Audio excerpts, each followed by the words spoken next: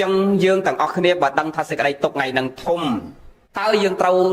ដោះទៅនៅសេចក្តីទុកនឹងដោយវិធីយ៉ាងណាព្រះលោកបង្រៀនយើងញោមម៉ាក៏មិនមានមេរៀនអ្វីឲ្យប្លែកអំពីពុទ្ធអាវាទរបស់ព្រះដែលមានពភាកដែរញោមទាំងអស់គ្នាត្រូវដឹងថាសេចក្តីទុកថ្ងៃហ្នឹងវាធំហើយប៉ុន្តែដើម្បីដកទៅនៅសេចក្តីទុកមេរៀនទី1ដែលយើងត្រូវដឹងគឺគប្បីយកមកដាក់ក្នុងចិត្តថានេះជាសច្ចធម៌ឬហៅថាជាសម្មញ្ញលក្ខណៈធម៌ទី1ណាដែលយើងត្រូវយកមកដាក់ក្នុងចិត្តយើងដើម្បីកាត់ទៅនៅសេចក្តីទុកខ្លះជាពិសេសអ្នកម្ដាយឧត្តមភរិយានិងកូនប្រុសស្រីទី1កូនក៏បីគិតថាវាជាសច្ចធម៌មួយទៀតគិតថាវាជាសម្មញ្ញលក្ខណៈធម៌ពាក្យថាសច្ចធម៌កូនត្រូវដឹងថាវាពិតត្រង់នឹងកើតចឹងអាសច្ចធម៌ហ្នឹងអ្នកណាក៏កើតទៅនៅសេចក្តីទុកថ្ងៃហ្នឹងក៏វាប្រកបថានឹងកើតដោយមិនមានការកែប្រែគឺវាប្រកបវិជាថានឹងកើតតែម្ដងគ្រប់គ្នាដោយមិនមានការកែប្រែទេអត់មានវិធីណាកែកិច្ចពីសេចក្តីស្លាប់បានទេអាហ្នឹងគេហៅថាសច្ចធម៌គឺសេចក្តីស្លាប់តែងប្រកបគ្មានវិធីក្នុងការកែប្រែញោមក៏អញ្ចឹងអាត្មាក៏អញ្ចឹងតែដល់ពេលដល់វេលាគឺវាកើតដល់ពេលដល់វេលាត្រូវឃ្លាតព្រាត់ហើយពាក្យថាសាមញ្ញលក្ខណៈធម៌មានន័យថាធម៌ហ្នឹងវាជាមរតករបស់យើងវាតែងប្រកបគ្រប់សត្វលោកពាក្យថាសាមញ្ញលក្ខណៈធម៌មានន័យថាវាកើតមានទូទៅវាមិនមែនមានតែយើងគេក៏អញ្ចឹងយើងក៏អញ្ចឹងឪពុកគេក៏អញ្ចឹងឪពុកយើងក៏អញ្ចឹងប្តីគេក៏អញ្ចឹងប្តីយើងក៏អញ្ចឹងប្រពន្ធគេក៏អញ្ចឹងប្រពន្ធយើងក៏អញ្ចឹងកូនគេក៏អញ្ចឹងកូនយើងក៏អញ្ចឹងវាឃ្លាតព្រាត់ដូចគ្នាទាំងអស់វាមិនមែនព្រាត់តែគ្រួសារយើងប្តីយើងកូនយើងឯណាដល់យកអាហ្នឹងយកមកដាក់ក្នុងខ្លួនសេចក្តីទុកហ្នឹងវារសាយបានខ្លះទី1គិតថាសច្ចធម៌វាគង់តែនឹងកើតបើប្តីមិនទៅមុនខ្ញុំទៅមុនបើកូនទៅមុនខ្ញុំទៅមុនកូនពិចារណាអញ្ចឹងវាជាសច្ចធម៌សេចក្តីស្លាប់គ្មានអ្នកណាអាចគេចផុតរត់រួចហើយកែប្រែពីសេចក្តីស្លាប់នឹងបានទេហ្នឹងទី1ទី2គិតថាវាជាសាមញ្ញលក្ខណៈធម៌មានន័យថាវាកើតគ្រប់គ្នាទាំងអស់មិនមែនកើតសម្រាប់តែបុគ្គលណាម្នាក់ដាប់តាន់លោកនិយាយញោមហ្នឹងចឹងវិធីកាត់ទៅនៅសេចក្តីទុកទី1មេរៀនទី1ញោមក៏បីចាំថាពិចារណាថាវាជាសច្ចធម៌និងជាសាមញ្ញលក្ខណៈធម៌មេរៀនទី2ដែលយើងក៏បីសិក្សាពិចារណាថាយកមកដាក់ក្នុងខ្លួនដើម្បីឲ្យដកទៅនៅសេចក្តីទុកបានខ្លះនៅពេលដែលបញ្ហានឹងវាកើតគឺដកសេចក្តីប្រកាន់និងដកសេចក្តីស្រឡាញ់ព្រះលោកឲ្យយើងដកសេចក្តីស្រឡាញ់ហើយនិងសេចក្តីប្រកាន់នឹងឲ្យបានច្រើនបន្តិចសេចក្តីទុកនឹងអត់សូវកើតទេនឹងសេចក្តីសោកនឹងមិនសូវកើតទេភ័យនឹងមិនសូវកើតទេដកសេចក្តីប្រកាន់នឹងប្រកាន់ថាម៉េចប្រកាន់ថាគាត់ជាប្តីយើងគាត់ជាឪពុកយើងគាត់ជាកូនយើងហើយចុះបើកូនកើតពីផ្ទៃអីមិនឲ្យប្រកាន់ថាកូននៅតែប្រកាន់ថាអីចឹងដៃគុណបើប្តីរៀបការពេញច្បាប់ហើយបើមិនឲ្យប្រកាន់ថាប្តីទៅប្រកាន់ថាអីដៃគុណបើឪពុកអ្នកបកើតខ្ញុំកណាឈាមចេញពីឪពុកមិនឲ្យប្រកាន់ថាឪពុកតើប្រកាន់ថាជាអីដៃគុណព្រះលោកឲ្យយើងដកការប្រកាន់នឹងមានន័យថាម៉េចកាលណាយើងចង់អស់សេចក្តីទុកបើតើយើងហ៊ានទទួលស្គាល់ការពិតហ្នឹងហ៊ានទទួលស្គាល់ការពិតដោយការដកសេចក្តីប្រកាន់ដកសេចក្តីប្រកាន់ថាទោះបីគាត់ជាឪពុករបស់យើង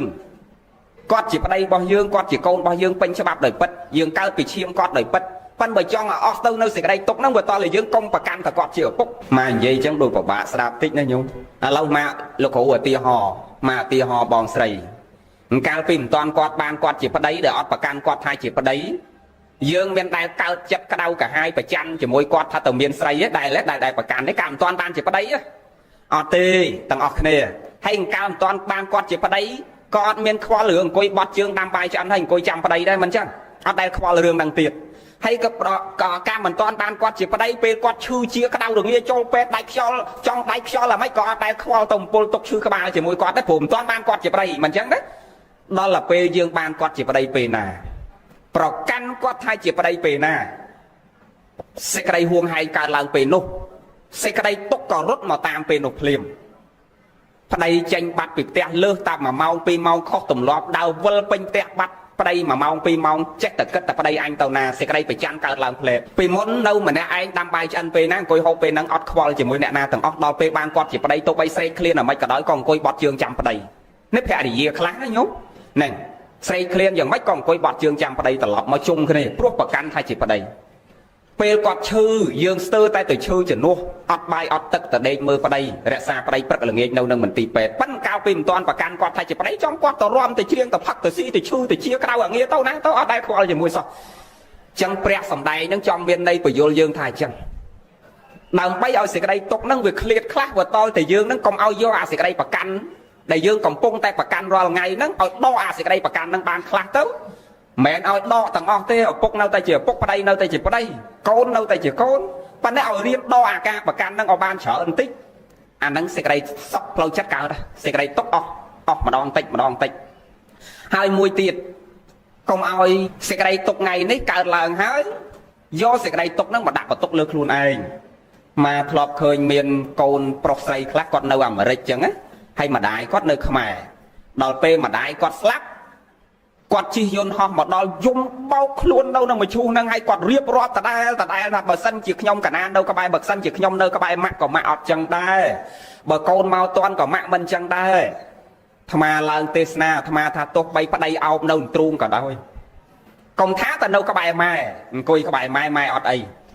អាប្តីនៅលើទ្រូងយើងកូននៅលើទ្រូងយើងក៏ដោយប៉ុន្តែសេចក្តីស្លាប់វាដល់ពេលណាគ្មានអ្នកណាជួយអ្នកណាបានទេតាំងយោងតាំងអាត្មាអ្នកណាទៅជួយអ្នកណាកើតដល់ពេលដល់វេលាត្រូវព្រាត់គឺព្រាត់ដោយអាត្មាធ្លាប់បញ្ជាក់សេចក្តីស្លាប់របស់សត្វលោកមាន3កម្មមកយេនមរណៈសត្វណាតកម្មមកកាត់ផ្ដាច់ហើយគឺទៅពីមុនឯងកាប់គេដល់ពេលដល់វេលាគេមកកាប់ឯងកាប់ឯងងាប់នៅហ្នឹងពីមុនឯងបាញ់គេដល់ពេលដល់វេលាគេមកបាញ់ឯងស្លាប់ពេលហ្នឹងគេហៅថាកម្មមកយេនមរណៈតកម្មមកកាត់ផ្ដាច់ដល់ពេលដល់វេលាគឺស្លាប់អាយុកយេនមរណៈតែអាយុវាអស់ស្លាប់ហើយបញ្ញកយេនមរណៈតាប៉ុនវាអស់យើងសន្សំពីមុនបានប៉ុណ្ណាយកមកប្រើប៉ុណ្ណឹងអស់ទៅ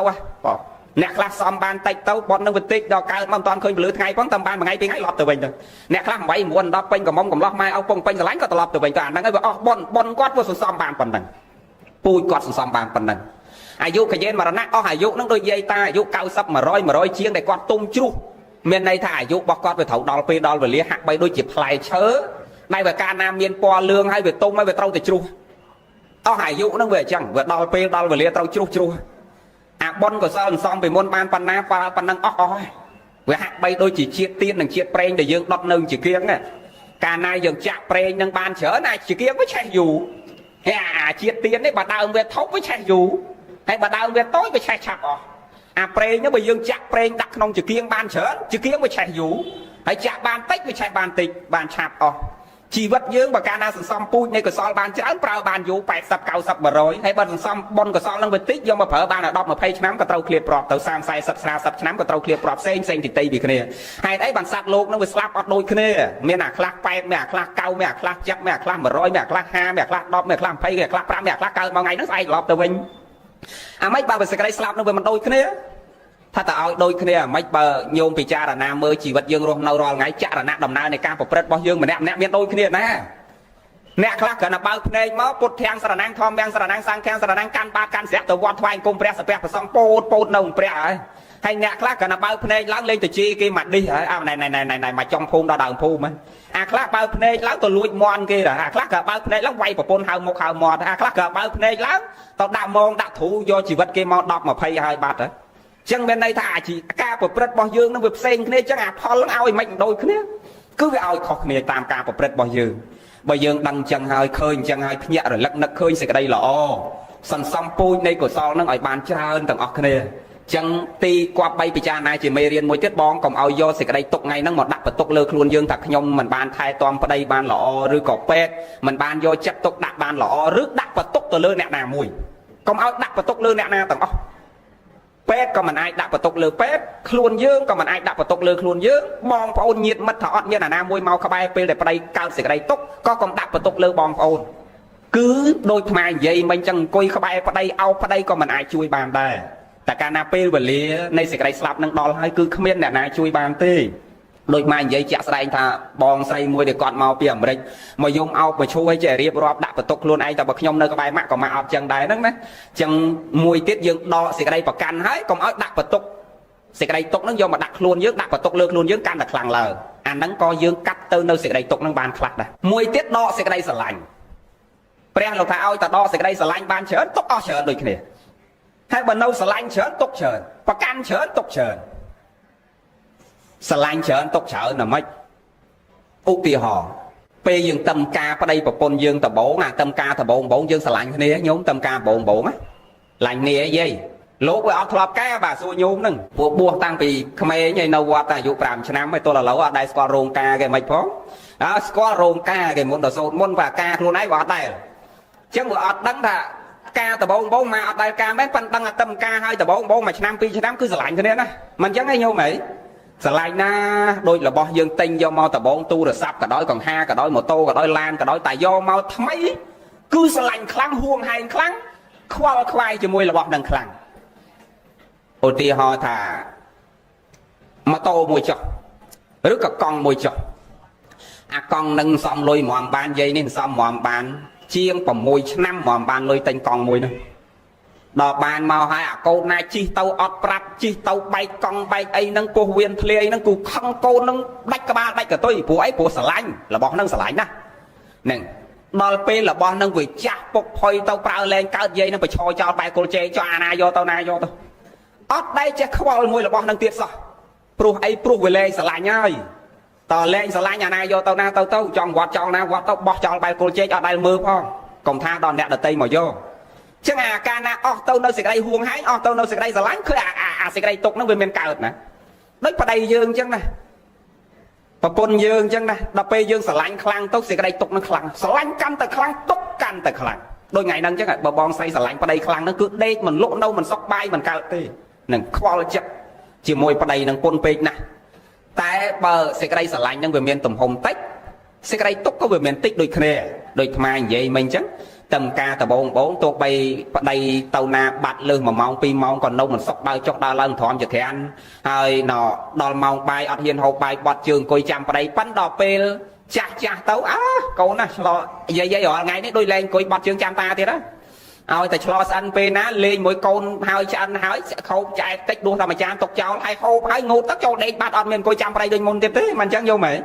nè pro ấy pro sẽ cái đây xả lạnh nâng về thời sẽ cái đây bạc can nâng về thời chẳng sẽ cái đây khoa nâng sẽ cái đây túc có về ọt sầu miền đặt toàn lồng dễ nhớ chẳng vì thì cắt từ nơi sẽ cái đây túc nhôm sẽ tìm muối dương cọp bì một đặc trong chỉ vật dương thao vi chỉ sạch chả thoa miền đây thao vi tay bạc cọt miền vị thi cải bả tay cào lờ muối tiết cắt thao vi chỉ sắm mạnh là khả năng thoa miền đây thao vi cao tu tâu cướp mà nó sát tầng miền tại dương thì bay đo sẽ cái đây bạc can huông hai thai chỉ vào đây thai chỉ côn thai chỉ nhiệt ao tập đo ca và can đang bàn can để chớ túc có vợ can để chớ mùi tiết đo sẽ cái đây sờ lạnh ao tập đo sẽ cái đây sờ lạnh đang bàn chớ sẽ cái đây túc có vợ can để chớ bây giờ tao chi tao sau cầu bây giờ tao chi tao phải dặn đặt thì sau cầu của tao phải dặn đó bây giờ sầm đai thập hay cái đây sau cái đấy cái cao bây sẽ cái đây huông hai bây sẽ cái đây sờ lạnh đang ai bực khmer sẽ cái đây huông hai khmer sẽ cái đây sờ lạnh sẽ cái đây sau hay đang sẽ cái đây túc có mình bạc cọt chấm bốc luôn dương ta chừng dương qua bay riêng từ tua squal cà bật hai môi tiết trong cõi bằng phật cứ riêng từ tua squal cà bật nằng ấy từ tua squal là mấy từ tua squal tha năng về chăng chỉ vật năng chăng tàng dương tàng kê năng cư về chăng nằng tay để riêng cha sát nằng song tha tới về chăng hay từ tua squal thà về chăng hái tay từ tua squal môi tiết thá về bạc cọt tham thà cao chăng hái về mình bạc cọt tiên toát nằng pê về lìa bỏ nằng anh nắng coi nhôm qua bay bị cha na đấy nó còn bao luôn đôi nhôm xảy ra nè mình cua na sao con về tâm hiệp trong bon là lâu nó về tâu ten đại toàn ban thôi bon bò anh đang nghe để dương ở tua score cả bật tha sẽ cái đây slap nó gọi tiếng này chăng phía lúc sầm đây hơi thao gọi tiếng tê dương ở tua score là nắng sẽ cái đây tục dương cao lang khlang dương ở tua score sẽ cái đây tục cao lang khlang hãy đòi dương tua score thay chỉ vất về tiếng chăng trong đây chỉ vật mình tiên đang hái để preng lúc sầm đai tham tay sầm đai prap nhôm đặt tương cột kia thà ơi không prang chầm rau sự đây là cột thằng hao tranh trôn pro thằng hao đọ tranh hay đằng đọ trôn nó cứ về ai phật rồi lúc tâu cột pe thằng mà thằng hao đọ tranh đằng đọ trôn nó sẽ đây slap ai caoประกอบcột pe thằng nhôm thọp lư pe môi để tham sầm đai mà pay cho nam mai sai ạt nè mà chạo vật trụ mà pay cho nam chiêng ấy thọ lọp lư mà sầm đai pi bay nòng khluôn buôn nòng sách mùi cắt bay pi đào tà mấy thọ lọp lư ấy nhớ thọ lọp sao mà phải chẹt tham mình nốt cướp ru có bay bị cha là na pi bay nòng khluôn buôn nòng sách mùi cắt bay pi đào tà bay nòng khluôn nó cứ tham trong phải chẹt prap nhiệt nhôm đồn ta dương đẹp prai mẹ chỉ pi bọt tham đấy phần cả là tham sầm đai du hơi nhiệt nhôm có bay bị cha na pi đang chỉ pi là bọt đồn ta dương pi là bọt lục đẹp prai bỏ hù sốt đẹp chiêu chla đẹp trẻ đăng lốp sầm đai máu tham sắc xa riêng sốtขบวนฉบับโบราณโลกไตไปเจ็บปรับยืงดักเตือนยืงให้ธรรมะสำได้เปียนั่งเชียงมาเพย์ชนะมาจำบานจับวัตถุเชียงมาเพย์ชนะมาเปียนั่งโยมสลับเปียนั่งก็ยืงเราทรายสิ่งใดตกบานขลังใบขนมคลวนนั่นคือตีมวยเชียงนั่งยืงไตประกอบต่างออกนี้ต่างโยมต่างธรรมะต่างเมียนเชียงกับนายมาให้เจริญเมียนนะอันนั้นก็เมียนได้เจริญเมียนตา ញោមអាត្មាអត់មានជារាណាតែមានជាតិអីទី2ជារាតែងចូលទាំងអស់គ្នាទាំងញោមទាំងអាត្មានឹងភាពចាស់ត្រុតត្រោមមានដូចគ្នាទាំងអស់មានក្នុងខ្លួនយើងទាំងអស់ផុតពីជារាមកព្យាធិផុតពីព្យាធិមកគឺមរណៈសេចក្តីស្លាប់អា3ហ្នឹងតែងប្រកបចំពោះយើងទាំងអស់គ្នា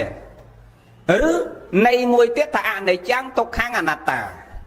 ទាំងអស់គ្នាមានរបស់3ហ្នឹងក្នុងខ្លួនដូចគ្នាតែកាលណាមានជាតិមានអា3ហ្នឹងមកអនិច្ចំអត់ទៀងទេជីវិតយើងទាំងអស់គ្នាតែកើតមកហើយគ្មានអ្នកណាថាជីវិតខ្លួនឯងទៀងទេមានតែព្រះអរហន្តមួយទេដែលលោកជីវិតលោកទៀងលោកអាចកំណត់បានលោកអាចកំណត់ពេលវេលារបស់លោកចូលបរិនិព្វានបានប៉ុន្តែបឋិជននិងកល្យាណបឋិជនគឺញោមទាំងអស់គ្នាកល្យាណបឋិជនគឺអាត្មាគ្រប់ព្រះអង្គនេះអត់មានអ្នកណាកំណត់សេចក្តីស្លាប់ខ្លួនឯងបានទេបើថាអញ្ចឹងចុះដេគុណឥឡូវពេទ្យគេបកកែស្អីបើយើងចង់ស្លាប់យើងឲ្យគេផ្សំថ្នាំដាក់តែមកទូកដៃមកស្លាប់ម៉ោងណាទៅម៉ោងហ្នឹងហើយគេចាក់តាមជុលទៅម៉ោងណាម៉ោងហ្នឹងមិនថាកំណត់មិនបានចុះអ្នកណាមួយតែតនេអត់ការងារធ្វើទៅឲ្យគេចាក់ថ្នាំឲ្យដៃខ្យល់ម៉ោងក្រោយហ្នឹងវាអត់មានអ្នកណាម្នាក់ចង់ស្លាប់ទេសូម្បីតែមនុស្សខ្វាក់ខ្វិនជារាពីការដេកនៅលើក្រែទៅណាមកណាគេសែងគេលើកទាំងបត់ជើងទាំងដេកទាំងដើរក៏នៅតែចង់រស់ដែរអញ្ចឹងយើងអត់ចង់ស្លាប់ទេពាក្យតែអត់ចង់ស្លាប់ហ្នឹងចង់តែរស់ហ្នឹងហើយបានអត់ដឹងថាស្លាប់ថ្ងៃណាហ្នឹងបើឲ្យគេចាក់ថ្នាំកំណត់អាហ្នឹងគេមិនហៅថាយើងដឹងទេបងនេះពាក្យថាមិនដឹងគឺយើងអត់ដឹងថាពេលវេលាណាដែលយើងត្រូវឃ្លាតព្រាត់ចាក់ប្រពន្ធចាក់កូនចាក់ម្ដាយអញ្ចឹងអនិច្ចំអត់ទៀងអញ្ចឹងញោមស្រីទទួលស្គាល់អញ្ចឹងថាជីវិតហ្នឹងវាអត់ទៀងអញ្ចឹងឃើញទេអញ្ចឹងបើដឹងថាវាអត់ទៀងអញ្ចឹងយើងត្រូវតក់ស្លុតខ្លួនយើងទៀតទាំងអស់គ្នាទាំងញោមទាំងអាត្មាអ្នកនៅរស់ហ្នឹងត្រូវតក់ស្លុតទៀតព្រោះពិធីថ្ងៃហ្នឹងគេធ្វើដើម្បីឲ្យយើងអ្នករស់ហ្នឹងពិចារណាទាំងអស់ពិធីភាគច្រើនមិនមែនធ្វើសម្រាប់អ្នកស្លាប់ទេ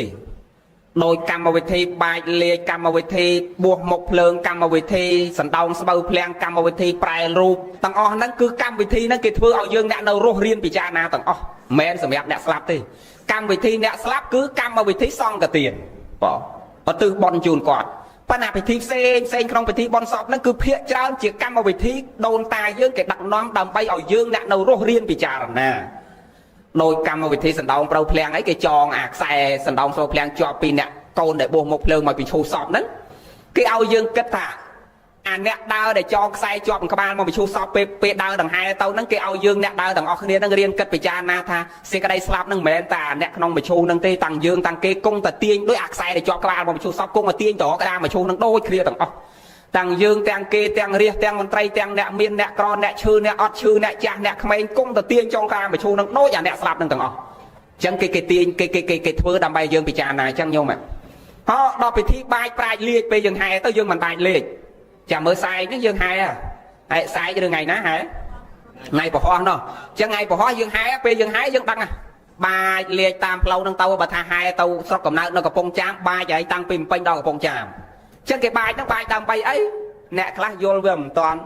ទៅលាយលុយផងទៅលាយក្របស្ករផងទៅជាលាយស្អីផ្សេងពេញទឹកពេញដីទាំងអស់ឥឡូវមកឃើញគេលាយលុយលាយក្របស្ករលាយអីពេញទាំងអស់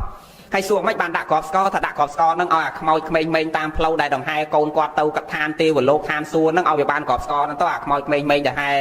ខ្មោចកូនឬខ្មោចម្ដាយខ្មោចឪពុកគាត់ហ្នឹងវាមានខ្មោចបរិវារក្មេងៗហ្នឹងវាបានក្របស្ករហ្នឹងទៅហើយចុះលុយហ្នឹងដាក់ដើម្បីអី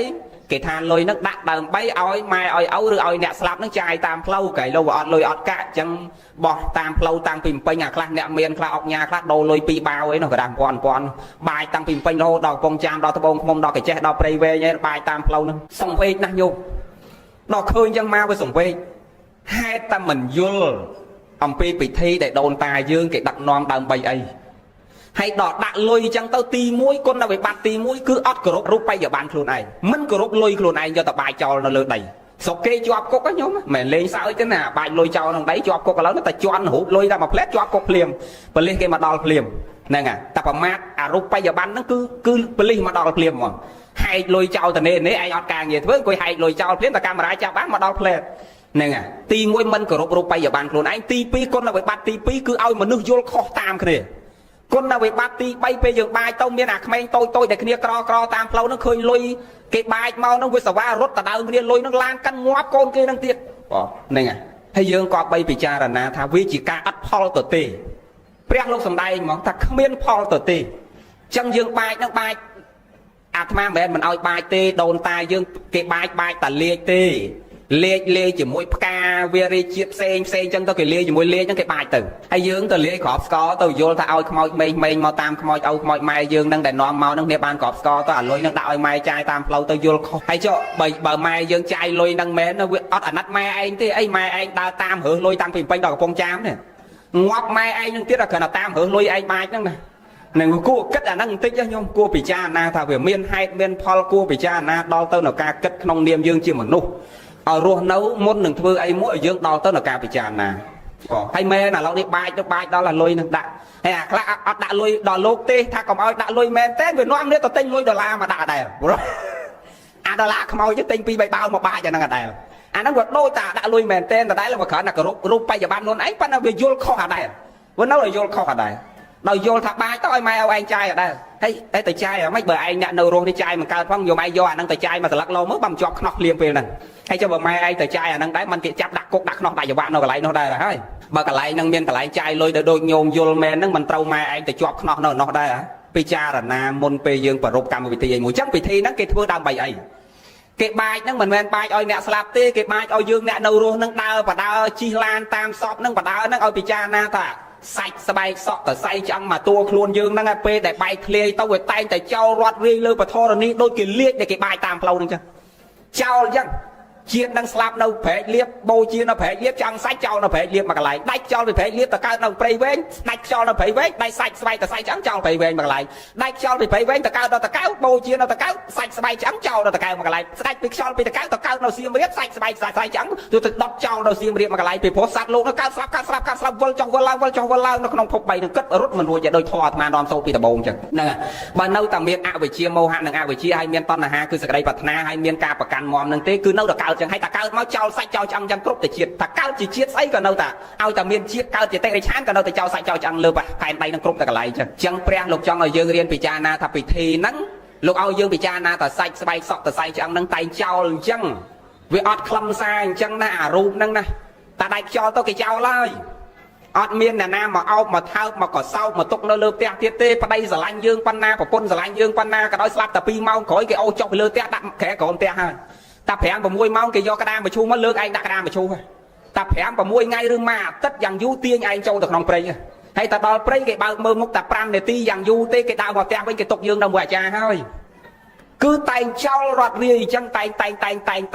ងចោលនៅក្នុងព្រៃស្មោសានតែងចោលនៅលើពធរនីដោយគ្មានខ្លឹមសារអញ្ចឹងចឹងព្រះលោកបង្រៀនយើងថាបើរូបហ្នឹងវាមិនមានន័យមិនមានខ្លឹមសារអញ្ចឹងទេកុំឲ្យឆ្លោះគ្នាព្រោះរូបកុំឲ្យកាត់កាលម៉ែឲ្យឯងព្រោះដីមួយដុំដើម្បីកវល់មកលំអតិចឲ្យរូបកុំឲ្យលេងប្រពន្ធឯងទៅយកប្រពន្ធ2ប្រពន្ធ3ដោយសារនាងក្រោយវារូបស្អាតជាងប្រពន្ធឯងទីបំផុតអារូបហ្នឹងចោលលើដីគ្មានអ្នកណាគេមើលទេគ្មានខ្លឹមសារទេរស់នៅត្រូវស្មោះត្រង់រវាងប្តីនិងប្រពន្ធរវាងកូនថែរក្សាម្ដាយថែរក្សាឪពុកបំពេញសេចក្តីល្អកុំតម្រូវដើម្បីតែរូបតម្រូវដើម្បីកាពះខ្លួនឯងឲ្យល្អខ្លួនឯងលំអកាពះខ្លួនឯងញោមហើយជីវិតអ្នកខ្លះញោមដើម្បីកាពះខ្លួនឯងតែមួយណាទៅឆ្លោះទៅទាស់ទៅកាប់ទៅចាក់អាខ្លួនឯងដីរាប់រយកន្លែងនៅទៅប្លន់ដីយាយនឹងមកអំពកឲ្យយាយនឹងទឹកភ្នែកទៀតដើម្បីតែកាពះដើម្បីតែរូបតែមួយតែទីបំផុតអារូបនឹងវាមានន័យអីតែខ្យល់ចេញផុតពេលណារូបចោលដូចសត្វដូចធាតុរកខ្លឹមសារមិនមាននេះព្រះលោកឲ្យយើងពិចារណាអញ្ចឹងតាមើលអាលេខដែលបាចហ្នឹងទៅជីវិតយើងរូបយើងដូចអាលេខគេបាចហ្នឹងអញ្ចឹងឲ្យយើងអ្នកនៅរស់រៀនពិចារណាឲ្យតក់ស្លុតប្រឹងធ្វើសេចក្តីល្អទាំងអស់គ្នាដាប់តនលោកនិយាយហីញោមរៀនពិចារណាអញ្ចឹងណាពិធីទាំងអស់ហ្នឹងគេឲ្យយើងពិចារណាអញ្ចឹងមិនមែនគេធ្វើសម្រាប់អ្នកស្លាប់ទេគេធ្វើឲ្យយើងអ្នកនៅរស់ហ្នឹងក៏បីតក់ស្លុតឲ្យខំប្រឹងធ្វើសេចក្តីល្អព្រោះសេចក្តីស្លាប់នៅខាងមុខទៅវាអត់មានខ្លឹមសារអញ្ចឹងយើងប្រឹងចម្រើនគុណធម៌និងសេចក្តីល្អដោយពិធីភះចិញ្ចៀនត្បូងអញ្ចឹងឲ្យតែមានអ្នកស្លាប់ញោមឆ្ងល់ទៅហេតុអីបានអាចារ្យដឹកនាំដាក់កជើមួយមានចេកមានអង្គមានចក្រីមានអញ្ជៀនដាក់នៅលើក្អមដាក់ទឹកក្នុងក្អមហើយចាក់សាំងចាក់ប្រេងដាក់ក្នុងក្អមមាត់ក្អមនឹងដាក់ទឹកក្នុងក្អមហើយចាក់ប្រេងចាក់សាំងចូលក្នុងក្អមនឹងទៀតហើយចងអញ្ជៀនមួយជាប់មាត់ក្អមនឹងហើយដុតជាគៀងដុតទៀនផ្លុងនៅកណ្ដាលកជើហ្នឹងហើយយកអាហ្នឹងគេធ្វើដើម្បីអីបើមិនយល់បើទៅជាថាគេដុតនឹងដុតដើម្បីឲ្យអ្នកស្លាប់នឹងបានពលឺភ្លឺតាមផ្លូវកុំឲ្យវាល្ងិតនៅបើទៅឲ្យចេះទៀតញោមចឹងបានជាដូនតាយើងគេនិមន្តប្រសង់មកទេសដើម្បីឲ្យយើងយល់ពីពិធីទាំងអស់កុំឲ្យយើងធ្វើទាំងដែលមិនយល់ញោមសួរ100វាឆ្លើយចឹងតាំង100វាថាដុតដើម្បីឲ្យអ្នកស្លាប់នឹងមានពលឺតាមផ្លូវមានអាចារ្យខ្លះផ្លយចឹងទៀតណាមានអាចារ្យមិនអាចារ្យយើងអាចារ្យណាណីនោះណា សួរគាត់ក៏ថាអញ្ចឹងដែរគាត់ថាដុតដើម្បីឲ្យអ្នកស្លាប់នឹងមានពលឺតាមផ្លូវកុំឲ្យវាល្ងឹតមិនក៏អ្នកស្លាប់ទៅហើយមិនបាននៅមានភ្នែកមើលកាន់ទៀនដើរមើលតាមផ្លូវទៀតនេះអត់ទេញោមពិធីនឹងអត់មានអ្នកស្លាប់ទេ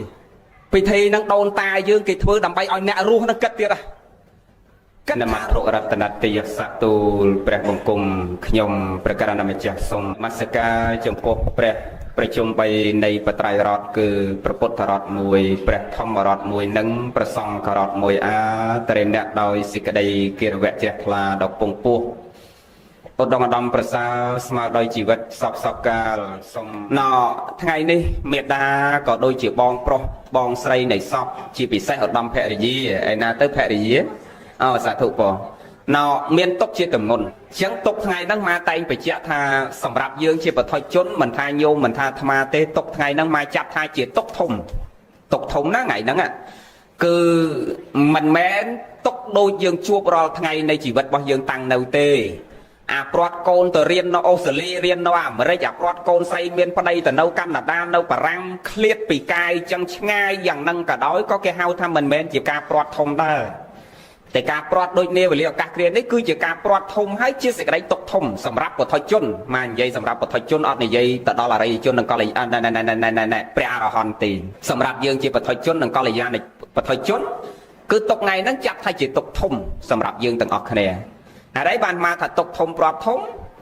បើយើងព្រាត់កូនទៅនៅអាមេរិកនៅកាណាដានៅបារាំងវាឆ្ងាយយ៉ាងហ្នឹងមែនមួយជើងមេឃពីគ្នាមែនជិះយន្តហោះពីមួយយប់មួយថ្ងៃមែនប៉ុន្តែអាចឆ្ងាយយ៉ាងហ្នឹងក៏ដោយប៉ុន្តែយើងនឹករលឹកកូនយើងអាចខលទូរស័ព្ទរកកូនបានមិនចឹងហើយកូននឹកម៉ែអាចផ្ញើរបស់មកម៉ែបាទនឹកខ្លាំងបើមិនបានមកលេងទេខលទូរស័ព្ទមើលមុខគ្នាបានទៀតឥឡូវនេះនៅដល់ណាក៏មើលមុខគ្នាបានឆ្លងឆ្លើយនិយាយស្ដីរកគ្នាដឹងសុខដឹងទុក្ខប៉ុន្តែអាព្រាត់ថ្ងៃនេះទោះបីនៅក្បែរខ្លួនហ្នឹងក៏ដោយក៏អត់អាចឆ្លងឆ្លើយរកគ្នាបានម៉ែមានចំណៃឆ្ងាញ់យកទៅបញ្ចុកឲ្យកូនក៏លែងកើតប្អូនមានចំណៃឆ្ងាញ់យកទៅជូនបងក៏លែងកើតភរិយាមានរបស់ល្អយកទៅជូនប្តីក៏លែងកើតគឺចប់អញ្ចឹងបានចាត់ថាទុកថ្ងៃហ្នឹងជាទុកធំវាខុសពីការដែលយើងធ្លាប់ឃ្លាតព្រាត់គ្នានៅមានជីវិតគិតថារូបយើងបែកដូចបច្ឆេះទៀនឬបច្ឆេះជាគៀងជីវិតរបស់យើងបែកដូចជាតិទៀនឬជាតិប្រេងនេះអាទៀននៃជាគៀងដែលដុតផ្លុងនៅកណ្ដាលកជើហ្នឹងណាឲ្យពិចារណាថាអាបច្ឆេះហ្នឹងដូចរូបយើងចឹងហើយអាជាតិទៀនជាតិប្រេងដែលកំពុងតែបន្តឲ្យបច្ឆេះហ្នឹងវាឆេះគឺដូចជីវិតរបស់យើងឬដូចបុណ្យហើយនឹងបាបដែលយើងសន្សំអាជាតិទៀនជាតិប្រេងដូចបុណ្យហើយបាបដែលយើងសន្សំរីអាបច្ឆេះរបស់វាដូចរូបកាយយើងប្រើរាល់ថ្ងៃចឹងរូបយើងរាល់ថ្ងៃនៅប្រើកើតនៅមានន័យនៅមានខ្លឹមសារប្តីនៅស្រឡាញ់ប្រពន្ធនៅស្រឡាញ់ប្តីនៅហួងហែងប្រពន្ធនៅហួងហែងអ្នកដតីនៅអោបនៅកសោបនៅមានតម្លៃសម្រាប់គេវាតោះអារូបហ្នឹងវានៅមានខ្យល់ចេញចូលហើយតែផុតខ្យល់ពេលណាអារូបហ្នឹងដូចបច្ឆេះទៀនបច្ឆេះជាគៀងហ្នឹងវាដុតឆេះវាមានប្រយោជន៍សម្រាប់គេប្រើបន្តកើតវានៅឆេះកើតទៅតមានជាតិទៀនជាតិប្រេងហើយតអស់ជាតិទៀនជាតិប្រេងពេលណាអាបច្ឆេះហ្នឹងគឺប្រើការលែងកើតស្រាប់តលោកនិយាយយំបច្ឆេះហ្នឹងចោលហើយប្រើលែងកើតតែអស់ជាតិទៀនជាតិប្រេងពេលណាប្រើលែងកើតវាទៅជារបស់អត់ប្រយោជន៍ចឹងអារូបយើងហ្នឹងលោកឲ្យពិចារណាថាវាមានន័យមានប្រយោជន៍នៅពេលខ្យល់វានៅមានអាសាសបសាសខ្យល់ដង្ហើមចេញចូលវានៅហើយតែខ្យល់ផុតរលត់ទៅពេលណាវិញ្ញាណវាផុតរលត់ទៅពេលណាគឺចប់រូបហ្នឹងដូចបច្ឆេះទៀនបច្ឆេះជាគៀងដែលគេដុតហ្នឹងចឹងវាលែងមានខ្លឹមសារលែងតាំងនៅមាំលែងមានប្រយោជន៍លែងមានសារៈសម្រាប់យើងដែលត្រូវហួងហើយញោមឃើញពិធីដូនតាយើងគាត់ធ្វើមួយមកអាត្មាគិតថាដូនតាយើងប្រកែណាស់ញោមគាត់ប្រកែណាស់បង្កើតកម្មវិធីដើម្បីប្រៀបធៀបក្នុងការអប់រំយើងឲ្យយើងរៀនពិចារណាបើយើងអត់យល់ពីបំណងពួកគាត់យើងទៅនាំទៅយល់ក្នុងផ្លូវខុសដោយពិធីប្រែរូបចឹងញោមកូនយើងបញ្ចុះឲ្យបូជាញោមបូជាញោមចាំមើលពេលបូជាឲ្យអាចារ្យយោគីឬអាចារ្យភ្លុកហ្នឹងគាត់យកចប់ជីកគាត់មួយព្រោះអាចារ្យយោគីអត់ដែរចោលទេចប់ជីកព្រោះសម្រាប់បុករកអាសពហ្នឹងឲ្យវាឆេះសាប់ឆាប់សោះឆាប់អស់អញ្ចឹងតិចតិចគាត់ទៅបុកតិចតិចគាត់ទៅបុកឲ្យវាឆេះសាប់អស់ហើយអាកន្លែងហ្នឹងត្រូវពិចារណាទៀតកាលនៅរស់គេប៉ះបន្តិចប្តឹងគេដាក់ខ្នោះដាក់ច្រវាស់ទាសំណងជំងឺចិត្តវាប៉ះពាល់រូបរាងកាយកូនស្រីកណាឬក៏គេវាយកូនប្រុសឯងកណាហើមមុខហើមដៃតិចប្តឹងគេដាក់គុកដាក់ខ្នោះដាក់ច្រវាស់វាតោះគ្នាបន្តិចយកសំណង10 20លានដល់តែពេលឯងដាច់ខ្យល់ទៅអាចារ្យកាន់ចប់ជីកមើលបុកពីលិចបុកពីកើតបុកពីលើបុកពីក្រោមអត់ដែរអាណាងើបមកប្តឹងអាចារ្យសោះអាហ្នឹងយើងគាត់បីយកមកពិចារណាថាពេលយើងនៅរស់កុំឲ្យប្រកាន់ច្រើនពេកកុំឲ្យជីវិតយើងម្នាក់ហ្នឹងរស់ហើយដើរផ្ដាល់ក្តៅកាហាយឲ្យគេកើតទុកដោយសារយើងច្រើនពេករៀនអភ័យរៀនសន្តោសរៀនលើកលែងរៀនអធិស្ឋានដល់អ្នកដទៃដែលធ្វើកំហុសមកលើយើងខ្លះ ព្រោះទីបំផុតទៅសំបីអាពេលយើងនៅរស់គេប៉ះយើងតាន់តិចប៉ះកូនយើងតាន់តិចយើងប្តឹងទាសំណងចិត្តឈឺចិត្តណាស់នឹងគេប៉ះកូនយើងប៉ាន់ទីបំផុតកូនយើងដាច់ចោលទៅអាចារ្យបុកនឹងចោលជីកអត់ដែរណាមកប្តឹងអាចារ្យទេមិនចឹងហើយញោមអីទាំងអស់គ្នាតាំងញោមតាំងអាត្មាហ្នឹងមិនមែនតែកូនញោមអាត្មាក៏ដោយតែដាច់ចោលអាចារ្យបុកហ្នឹងឲ្យឆាប់ឆេះអស់ហើយមានអ្នកណាងើបមកប្តឹងអាចារ្យអត់ទេចឹងបានជីវិតយើងនៅរស់យើងគប្បីមានធម៌សន្តោសសង្គ្រោះលើកលែងអព្យាស្រ័យដល់មនុស្សជុំវិញខ្លួនយើងដែលមានកំហុសលើយើងរៀនអភ័យរៀនសន្តោសរៀនលើកលែងដើម្បីសេចក្តីសុខដល់អ្នកដែលធ្វើខុសលើយើងផងហើយវាជាសេចក្តីសុខសម្រាប់ខ្លួនយើងផងកាលណាយើងអភ័យឲ្យគេមិនមែនគេបានសុខទេណាយើងតែអ្នកបានសុខញោមទាំងអស់គ្នាពេលគេធ្វើអាក្រក់ដាក់យើងហើយយើងអភ័យឲ្យមនុស្សអាក្រក់ហ្នឹងតើអ្នកដែលយើងអភ័យឲ្យហ្នឹងគេបានសុខឬក៏យើងបានសុខពេលគេធ្វើអាក្រក់ដាក់យើងអភ័យសន្តោសលើកលែងឲ្យអ្នកធ្វើអាក្រក់ដាក់យើងហ្នឹងតើគេបានសុខឬយើងបានសុខគឺខ្លួនយើងតើយើងលើកលែងឲ្យគេមិនមែនគេទេអ្នកបានសុខយើងអ្នកខ្លួនយើងបានសុខតែបើយើងមិនលើកលែងយើងទៅចងពៀយើងទៅព្យាបាទយើងទៅប្តឹងទៅផ្ដាល់ទៅចាប់គេដាក់ខ្នោះដាក់ច្រវាក់មិនយើងបានសុខទេយើងនៅតែកើតទុកនៅតែខ្វល់ខ្វាយហើយមន់តែបានចាប់គេដាក់ខ្នោះមករយុទ្ធតែធေါ်ឃើញនឹងឈឺក្បាលពុលទុកខាតពេលខាតវេលាខាតលុយខាតទ្រព្យខាតគេឈ្មោះខាតគេទៅយកហើយតែឡើងប្តឹងឡើងផ្ដាល់ដល់តុលាការហើយហ្នឹងទោះបីរឿងហ្នឹងល្អអាម៉េចក៏ដោយក៏គេមិនដែលថាមនុស្សឡើងតុលាការល្អដែរអញ្ចឹងម្នាក់ក៏បីដល់ទៅនៅការពិចារណាជីវិតនៅរស់ក៏បីមានការសន្តោសលើកលែងអព្យាស្រ័យដល់មនុស្សសត្វជុំវិញខ្លួនយើងព្រោះទីបំផុតទៅដូចខ្មែរនិយាយមិញអញ្ចឹងអាពិធីប្រែរូបនឹងដូចគ្នាគេឲ្យយើងគិតណាពេលបូជាសពឆេះអស់ទៅនៅសល់តែដុំខ្ជុំហ្នឹងអាចារ្យហៅកូនចៅមកជួបជុំញាតិហ្នឹងមកជួបជុំហើយគាត់ចាក់ទឹកសាដាហ្នឹងដាក់ពីលើខ្ជុំហ្នឹងឲ្យលុតអស់ទៅឲ្យត្រជាក់ទៅទឹកដូងយើងហ្នឹងណាចាក់ពីលើ3 4 5ផ្លែអញ្ចឹងទៅឲ្យលុតអស់ទៅផ្សែងហ្នឹងវាហុយអស់ទៅគាត់ហៅកូនចៅមកជួបជុំមកគាត់យកចបជីកហ្នឹងគូគូក្បាលលំមុំក្បាលអញ្ចឹងមកអាមូលថ្លុញមួយអញ្ចឹងទៅហើយគាត់ចុច1 2អញ្ចឹងទៅគាត់ប្រាប់ថានឹងភ្នែកហើយចុចក្រោមភ្នែកណានឹងច្រមុះហើយអូសឆ្វោកពីក្រោមច្រមុះមកនឹងមាត់ហើយគាត់ទាញឆ្វោកមកក្រោមត្រង់ភ្លឹងមកគាត់ថានឹងខ្លួនហើយគាត់ទាញក្បែរកអាក្បែរខាងក្បែរក្បាលហ្នឹងអូសមកខាងពីរខាងចេញមកគាត់ថាដៃហើយគាត់អូសអាក្រោមឆ្វោកមកគាត់ថាជើងហើយគាត់សួរអាចារ្យពីបុរាណណាគាត់ធ្វើអញ្ចឹងហើយគាត់សួរមិនទៅកូនចៅទាំងអស់គ្នារូបដែលខ្ញុំគូនឹងដូចទេដូចអ្នកស្លាប់ទេហើយឯងគ្រប់គ្នាទៅមើលអាម៉េចដូចបើភ្នែកម្ដងអាចារ្យគូដូចអីផងភ្នែកចេះចុចហើយចេះសួរថាដូចចឹងយើងច្បាស់ណាស់នឹងឆ្លើយ 100% ថាអត់ដូចទេអាចារ្យអត់ដូចកូនខ្ញុំទេអត់ដូចប្តីខ្ញុំទេអាចារ្យឯងគូអត់ដូចទេអាចារ្យលុបចោលហើយគាត់គូម្ដងទៀតអស់វរៈម្ដងផង2 ដងផង3ដងផងគាត់សួរដែរយើងនៅតែឆ្លើយថាមិនដូចបានអាចារ្យចាប់ដើមបញ្យលបើអាចារ្យឡោះមកដែលឃើញគាត់រៀបពិធីហ្នឹងទេកុំរដែលមានពិធីហ្នឹងបញ្យលកូនចៅណាតែដុតហើយហៅកូនចៅមកសូត្រធម៌ផ្សាយមេត្តាតិចរើឆ្អឹងយកមកពាត់ស្អីមករើឆ្អឹងយកមកអត់ដែរបញ្យលទេចាំក្មេងហើយនឹងកូនចៅជំនាន់ក្រោយគាត់អត់យល់ចឹងធ្វើពិធីហ្នឹងគេបញ្យលដល់ពេលសួរម្ដង2 ដង 3 ដងឆ្លើយថាមិនដូចចឹងអាចារ្យបញ្យលថាហ្នឹងហើយកូនចៅទាំងអស់គ្នាភរិយាម្ដាយណាអ៊ំកាត់សេចក្តីទុកទៅព្រោះហេតុអីបានដូនតាយើងគេនាំធ្វើពិធីហ្នឹងពីព្រោះពេលដែលទៅដល់កន្លែងឆ្អឹងហ្នឹងអ្នកខ្លះគ្រាន់តែឃើញឪឯងហ្នឹងកាលដែលនៅរូបវាស្អាតឪល្អមានសាច់មានឈាមដល់ពេលព្រលឹមឡើងបើកភ្នែកញាក់ពីដេកព្រោះជំនាន់ដើមសពមិនមែនដុតដូចឥឡូវលឿនដូចឥឡូវណាមកយកទល់ភ្លឺចឹងព្រលឹមឡើងញាក់ពីដេកគ្រាន់តែឃើញឪនៅសល់តែឆ្អឹងនៅសល់តែខ្ជុំអាកូននោះវាយំរហូតដល់ខ្យល់កសន្លប់ក៏មានដែរដល់វាសេចក្តីទុកនឹងវាខ្លាំងអញ្ចឹងវាឃើញឪឯងសល់តែឆ្អឹងសល់តែខ្ជុំអញ្ចឹងវាយំរហូតដល់សន្លប់គេអញ្ចឹងទៅបានដូនតាយើងគេបង្កើតពិធីនឹងមួយទៀតដើម្បីឲ្យកូននឹងពិចារណាតកូនណាឲ្យឈប់យំទៅឈប់សឹកសោកសួលអួលអាក់ស្ដាយសំណោះអាឡោះអាឡៃទៅកូនឯងទុកបីតរោវិចិត្រកមកគូសវិចិត្រកនៅសាលារចនាក្រោយវាំងវាបកែគូសមានដៃមានមុខមានចៅមានភ្នែកឲ្យដូចជាអ្នករស់យ៉ាងម៉េចក៏ដោយហើយឬក៏ទេវតាប្រអិនប្រព្រំមកជប់រូបថ្មីឲ្យដូចរូបហ្នឹងក៏ដោយក៏មិនអាចដូចរូបដើមដែរបកែគូសវាយ៉ាងម៉េចក៏មិនអាចធ្វើឲ្យមនុស្សស្លាប់នឹងវារស់ដូចដើមវិញបានដែរចឹងយើងរៀនទទួលស្គាល់ការពិតទៅថាទុកបីទេវតាអិនព្រំមកជប់រូបហ្នឹងឲ្យដូចរូបដើមក៏មិនអាចដូចរូបដើមដែរមិនអាចមានជីវិតតាំងនៅដូចដើមដែរហើយវិចិត្រកគូអាម៉េចក៏ដោយក៏មិនអាចឲ្យតាំងនៅមានជីវិតដូចរូបដើមដែរចឹងទទួលស្គាល់ទៅកូនគ្មានអ្នកណាអាចជួសវាគប់រូបអ្នកស្លាប់ឲ្យរស់ឡើងមកវិញដូចដើមបានទេយើងទទួលស្គាល់ការពិតនៃជីវិតចឹងទៅអាអ្នកស្លាប់ហ្នឹងគាត់ពិចារណាបានកន្លែងហ្នឹងទៀតទៅគាត់ក៏ធូរផ្លូវចិត្តហ្នឹងតិចទៀតទៅ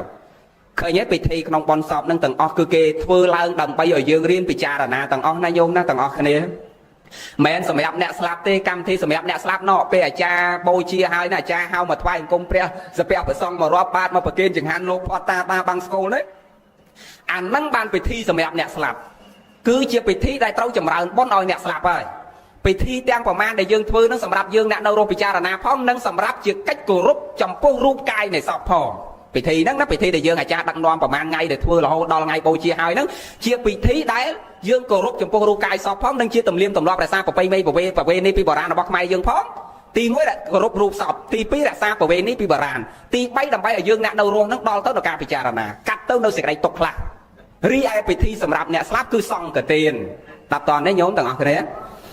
តើនៅដូចមិនវែងទៀតទេញោមណាក្នុងពិធីបុណ្យសពនឹងវាមានពិធីច្រើនណាស់យើងរៀបរាប់មិនអស់ទេគ្រាន់តែលើកត្រុសបានជាកតិសម្រាប់ពិចារណាដល់យើងគ្រប់គ្នាអ្នកនៅរស់នឹងគប្បីណខំប្រឹងចម្រើនគុណធម៌និងសេចក្តីល្អក្នុងដំណើរជីវិតរបស់យើងនឹងថាជីវិតនេះនឹងចូលមកគោលធម៌យើងតិចទៀតចោះចំចប់5នាទីទៀតចោះ3ក្នុងខ្លួននឹងជាតិជារៀបជាធិមរណៈឬអនិច្ចំទុក្ខអនត្តាអនិច្ចំក៏បីទទួលស្គាល់ថាជីវិតយើងទាំងអស់គ្នាអត់ទៀងហើយណាក៏អត់ទៀងដែរញោមក៏អត់ទៀងម៉ាក៏អត់ទៀងដែរជួនកាលពងអង្គុយទេកោខ្ញុំក៏ទៅទាំងលើខែហ្នឹងក៏ថាបានជីវិតវាអត់ទៀងទទួលស្គាល់ថាជីវិតវាអត់ទៀងទី2ទុកខាងជីវិតជាទុកបងស្រីញោមស្រីឲ្យទទួលស្គាល់អាហ្នឹងមួយទៀតអាហ្នឹងអត់សូវកើតទុកទេឲ្យទទួលស្គាល់ថាគ្រប់ជីវិតរបស់មនុស្សទាំងអស់តាកើតមកមានទុកដូចថ្ងៃហ្នឹងចឹងសេចក្តីទុកហ្នឹងតែងប្រកាសដូចគ្នាទាំងអស់ឲ្យទទួលស្គាល់ថាសេចក្តីទុកថ្ងៃហ្នឹងអត់មែនមានតែកូនយើងទេមិនមែនមានតែប្តីយើងទេគ្រប់សត្វទាំងអស់តែមានរូបគឺមានទុកញោមធ្លាប់លើពាក្យចាស់គាត់និយាយថាមានរូបមានទុកហ៎តាមពិតចាស់គាត់និយាយតាមព្រះទេព្រះព្រះអង្គលោកសម្ដែងថាកាលណាមានរូបគឺមានទុកព្រះលោកសម្ដែងថាមានជាតិគឺមានអាសេចក្តីទុកហ្នឹងប៉ុន្តែយើងយកមកនិយាយថាមានរូបមានទុកអត់ខុសទេតែកាលណាមានជាតិកំណើតមានរូបផ្គុំឡើងមកហើយគឺសេចក្តីទុកកើតគ្រាន់តែសេចក្តីទុកហ្នឹងវាផ្សេងគ្នាវាមានជារាទុកវាមានជាធិទុកវាមានមរណៈទុកដោយទុកយើងថ្ងៃហ្នឹងគេហៅអីញោមគេហៅអីគេហៅមរណៈទុកចាយើងឈឺកាពះឈឺដៃឈឺជើងឈឺក្បាលវិលមុខចុកចកេះរយឈឺថ្មិញឈឺថ្លើមឈឺបេះដូងអាហ្នឹងគេហៅទុកអីគេហៅទុកអីគេហៅឈឺទុកគេហៅជាធិទុកឲ្យឈឺទុកក៏មានអីគ្រប់ជាធិហ្នឹងប្រែមកតែឈឺហ្នឹងហើយហ្នឹងអញ្ចឹងនិយាយថាឈឺទុកចឹងហ្មងដល់មិនដឹងភាសាបាលីគេថាមិនទេណាឈឺទុកហ្នឹងឈឺកំទុកអីឈឺនាំគ្នាបញ្ចេញអាឈឺនឹងចោលទៅវាអត់សូវមានទុកទេប៉ុន្តែឈឺឲ្យទុកអាហ្នឹងវាអត់សូវបានសុខទេកុំឈឺឲ្យទុកណាយាយណាឈឺឲ្យចោលហ្នឹងណាប៉ុន្តែកាលណាមិនរកថ្នាំមិនរកពេទ្យចោលមិនកើតទេបើទៅរកលោកឲ្យស្រោចទឹកទៅរកអាចារ្យឲ្យពោណាអាហ្នឹងឈឺនៅក្នុងខ្លួននឹងរហូតតែប៉ុន្តែបើទៅឈឺទៅរកពេទ្យអាហ្នឹងបានចោលខ្លះឲ្យយល់កន្លែងហ្នឹងដែរកុំឲ្យពេលឈឺរត់ទៅរកខ្សែចកេះរកបាយសៃរកស្រោចទឹកលោកនេះបើចេះស្រោចឲ្យញ៉ាំឯជាឈឺជំងឺក្នុងខ្លួនចឹងលោកនេះបែបប្រហែលជាគ្រុនពោះវៀនអត់ទៅឲ្យពេទ្យបតោកសរោមនេះលោកចាក់ទឹកឲ្យខ្លួនលោកជាអស់ហើយសង្វេគណាស់រាល់ថ្ងៃនេះថ្មចេះពិចារណាមើលណប្រសង់ខ្មែរយើងទាំងតូចទាំងធំខ្លះនិយាយខ្លះមួយចំនួនតិចឯងមិនច្រើនទេប៉ិនដូចចំឆ្លងគ្នាអស់យូរខ្លួនក្រងស្បង់ជាពរជាឧត្តមភេទសម្ពុតកាស័យភ័ស្ត្រជាទងជ័យរបស់ព្រះសម្មាសម្ពុទ្ធល្អឯកមានប្រទងជ័យមកដាក់លើខ្លួនហើយមានស្បង់ជាពរជាអត្តសញ្ញាណដែលព្រះលោកឲ្យប្រើដូចគ្នាល្អពិសេសហើយ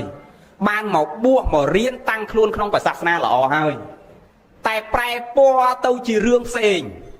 ខ្លួនពាក់ស្បង់ពាក់ជាពរប៉ុន្តែអត់មាននាំគ្នារៀនធម៌ព្រះទៅរៀនធម៌ប្រែធម៌នរកធម៌ខ្មោច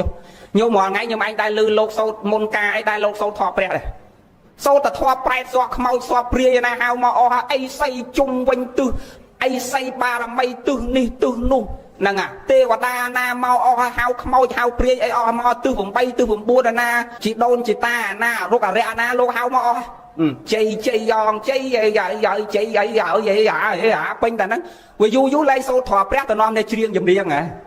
នឹងទៅនាំអ្នកសូត្រធម៌ប្រែធម៌ព្រាយអាហ្នឹងមានធម៌ព្រះទេញោមមកថាអញ្ចឹងចុះព្រោះព្រះអត់មានបង្រៀនអញ្ចឹងណាព្រះអត់មានបង្រៀនអញ្ចឹងទេ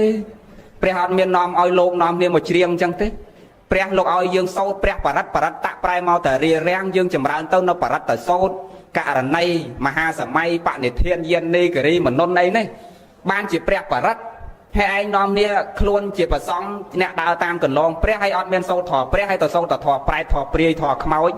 ហើយអាអ្នកធំនេះចូលចិត្តណាញោមចូលចិត្តណាធម៌ខ្មោចចូលចិត្តណា តែថាលោកប្រសងត្រឹមត្រូវកាន់ធေါ်កាន់វិន័យទៅសូត្រព្រះបរិត្តឲ្យគេស្ដាប់គេអត់ស្ដាប់ទេប្រោកគ្នាអែពេញហ្នឹងហើយបើលោកណាសូត្រអេតិបិសោព្រះកវីព្រះអាទិត្យទេវាជាតិតែបដិចុះមកវាភ័យលុតលើករាសីឯកឧត្តមលោកជំទាវអ្នកអង្គញានេះណាបានឧត្តមសំសាក់សួនជាងជួយថែធួនខំកលខ្វាយចម្រុងចម្រើនរដ្ឋធីខ្សែបានសบายកើងកេកមកលេខជាទីបាបក្រុមលុះចេញមកពីក្នុងអន្តរីមកជួយស្ថិតជួយបាត់បាំងរារាំងគ្រប់ទិសទីសត្រូវប៉ុនប៉ងចង់យាយខ្លោបខ្លាយរដ្ឋធីចាញ់បច្ចេស្រាបកបកបមានធនណាំងលៀបផូលៀបផាំងលៀបភៈភៈសទ្ធិចម្រើនយកសាក់មានរដ្ឋធីសម្បត្តិស្មោហោចូលមកក្រឹកចូលមកស្ថិតរដ្ឋត្រីសភាលើកបនសាក់លើកជោគលើកប្រាក់លើករាសីចម្រើនទាំងស្រីសុខសួស្ដីបៃបកាហុំដួងទាំងចិនដែរតិបិសោបកវាសិទ្ធិសិទ្ធិលោលោស្វាហាយៈផាំងអូយកពីលូនក្រាបហ្នឹងហើយតិចថាតសោតធေါ်ព្រះឲ្យបានលូនក្រាបបានស្ដាប់ចឹងទៅអត់ទេហ្នឹងអត់យល់ហេតុតែមិនយល់ហើយអាលោកអ្នកសោតនោះវានាំប្រសក់ឲ្យវែងចឹងទៅទៀតទៅតាមលោកទាំងអស់ហ្នឹងហើយអាហ្នឹងហើយបានអាត្មាចេះសង្វេគសាសនាពុទ្ធទៅមុខមិនដឹងថាទៅយ៉ាងម៉េចទេបើយើងទាំងអស់គ្នាចេះតែអាលោកនេះចេះតែលោកទៅប្រសក់ទៅដោយប្រសក់ទៅហើយថាប្រសក់ទៅគ្នាវារវល់រឿងរស៊ីគ្នាវាមិនបានទៅរៀនសូត្រធម៌វិន័យប៉ះអាខ្លួនឯងអ្នកកាន់ធម៌កាន់វិន័យនាំប្រសក់ទៅក្នុងផ្លូវខុសមកថាចឹងមកទោសប៉ះពាល់ហើយថ្ងៃហ្នឹងនឹងប្រសងខ្លះញោមចាំចំណាំហើយកុំទៅត្រេកអរជាមួយធម៌ប្រែធម៌ខ្មោចនឹងខ្លាំងពេកសុកទុកចម្រើនវិន័យអត់មាននៅកន្លែងហ្នឹងទេនៅនឹងខ្លួនយើងមិនបាច់លោកសោតឥឡូវខ្ញុំឯងឲ្យលោកសោតឧទាហរណ៍តែប្តីពុន2នាក់វាអត់សូវស្រឡាញ់គ្នាហើយតមុនលោកបកែសោតធွာខ្មោចនឹងមកសោតហើយឲ្យលោកហៅមកអស់ប្រអិនប្រព្រំអ្នកបកែស័ក្តិសិទ្ធិបារមីឯណាហៅពីភ្នំឯណាមកអស់បើអាអ្នកដែលស្ដាប់មុនលោកមកសោតនេះគ្នាវាអត់យល់ធម៌ណាគ្រាន់តែលោកសោតតាមស្រួលអត់ទាន់ចប់ផងឆ្លោះគ្នាវាយគ្នាមុខលោកហ្នឹងក៏ថាបានដែរបងហើយអាហ្នឹងបកែមកតាមស្រួលវាអត់វាយមុខលោកហ្នឹងទេប៉ុន្តែឲ្យតែលោកចេញផុតទៅវាយគ្នាពេញផ្ទះហ្នឹងនឹងអាជេងនេះអត់ដែលអាជេងនេះនៅតែជេងនេះអត់ដែលព្រោះមិនមែនមកពីធម៌ដែលលោកសោតនឹងទេគឺមកពីខ្លួនយើងចឹងមកចង់បញ្ជាក់ប្រាប់ញាតិញោមដោយព្រះអង្គសម្ដែងថាសុខក្តីទុក្ខក្តីចម្រើនក្តីវិនិច្ឆ័យក្តីវានៅនឹងខ្លួនយើងទាំងអស់គ្នាចរណៈដំណើរនៃការប្រព្រឹត្តរបស់យើងដើរទៅនៅក្នុងផ្លូវណាគឺហេតុយ៉ាងណាផលវាចេញមកចឹងយើងចង់បានសេចក្តីសុខមិនបាច់លោកទៅសោតមុនលោកមកសោតពីឋានណាមកទេឲ្យតែមានអធិស្ស្រ័យប្តីប្រពន្ធស្មោះត្រង់សច្ចៈធម៌មេត្តាធម៌ទៅកាន់គ្នានឹងគ្នាប្រពន្ធខុសលើកលែងឲ្យប្រពន្ធប្តីខុសលើកលែងឲ្យប្តីនឹងបាត់ភ្នែកបើកភ្នែកកុំឲ្យឃើញទោសគ្នាច្រើនពេកឲ្យចេះសន្តោសសង្គ្រោះលើកលែងសម្ដីសម្ដៅព្រោះភាសាទៅកាន់គ្នាដល់ទៅដល់ការគោរពផ្ដល់តម្លៃមានភាពស្មោះត្រង់ឲ្យតែមានអាធម៌អស់នឹងក្នុងខ្លួនមានមេត្តាចិត្តករណាចិត្តចេះអាណិតចេះស្រឡាញ់ប្តីកើតទុកមានបញ្ហាកើតទុកជាមួយប្តីប្រពន្ធមានទុកមានបញ្ហាកើតទុកជាមួយប្រពន្ធញាតិខាងប្តីមានបញ្ហាកើតទុកជាមួយញាតិខាងប្តីញាតិខាងប្រពន្ធមានបញ្ហាកើតទុកជាមួយញាតិខាងប្រពន្ធចិត្តមួយថ្លើមមួយជីវិតរស់នៅជាមួយគ្នាដល់ទៅនៅសេចក្តីផ្លូវមួយស្មើគ្នាទាំងចិត្តទាំងកាយចឹងមិនបាច់លោកណាមកសូត្រធម៌ទេពីរនាក់នឹងដឹងតែសុខដែរដាប់តាន់ទេញោមដឹងតែសុខហើយហើយបើថាផ្លូវផ្សេងគ្នាដើរផ្សេងគ្នាចិត្តផ្សេងគ្នាហើយទៅឲ្យលោកណាមកសូត្រធម៌ពីឋានណាមកក៏មិនសុខដែរដល់ញោមវ៉ែនតាណាហ្នឹងហើយចឹងយើងរៀនពិចារណាទាំងអស់គ្នាប៉ុណ្ណឹងចោកុំវែងពេកណាញោមណានឹងសុខចម្រើនទាំងអស់គ្នាមកទេវែងហ្នឹងហើយក៏ប៉ះគេប៉ះឯងខ្លះមកទោសខ្ញុំមកចង់ឲ្យតែញោមដើរទៅនៅក្នុងផ្លូវត្រូវទេធម្មតាពាក្យពិតវារែងស្លែងដូនតាយើងគេនិយាយយើងមិនចង់និយាយបើពេលខ្លះវាចេះចូលមាត់ទៅវាចេះទៅឲ្យញោមរៀនពិចារណាថាផ្លូវណាដែលយើងដើរទៅវាចម្រើនហើយវាត្រូវនឹងផ្លូវណាដែលយើងដើរទៅហើយវាខាតហើយវាអត់ចំណេញប្រយោជន៍ហើយវាអត់ត្រូវដូចអភិធិដែលនាំគ្នាមកដុតមកអីនេះអាត្មាថាម